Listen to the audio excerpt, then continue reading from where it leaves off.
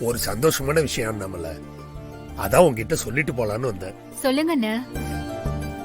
நம்ம Pollachi land case ரொம்ப நாளா இழுத்துட்டு இருந்தது இல்லம்மா, ம். அதுல நமக்கு சாதகமா தீர்ப்பு வந்திருக்குமா.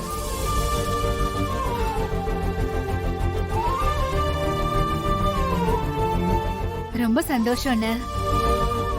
நீங்க ஒரு விஷயத்துல இறங்குனா கண்டிப்பா சக்சஸ் பண்ணி கொடுத்துருவீங்கன்னு எனக்கு தெரியும் அண்ணா.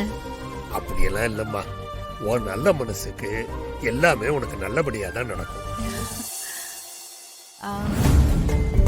அண்ணா, நானும் உங்ககிட்ட ஒரு முக்கியமான விஷயத்த பத்தி பேசணும்.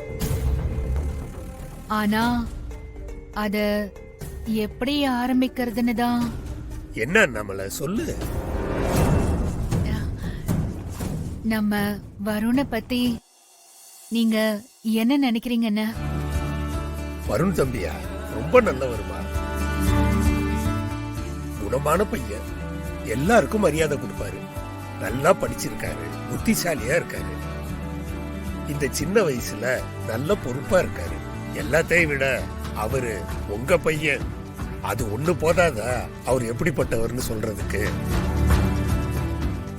அப்புறம் என்ன அண்ணாமலை, அவரே சொல்லிட்டாரு, ஓபனா கேட்ற வேண்டிதானே. என்னம்மா? வருணுக்கு உங்க மகளை கட்டி தருவீங்களா? உங்க வீட்டு பொண்ண இந்த வீட்டு மருமகளா ஆக்கணும்னு நாங்களும் ஆசைப்படுறோம். உங்களுக்கு சம்மதனா சொல்லுங்க, நாளைக்கு உங்க வீட்டுக்கு பொண்ணு பார்க்க வந்துடுறோம்.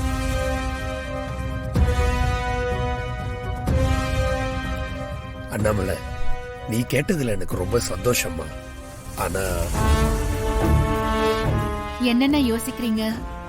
இல்லம்மா, உன் அந்தஸ்துக்கு வருணுக்கு பெரிய இடத்துல இருந்தெல்லாம் பொண்ணு கிடைக்கும்.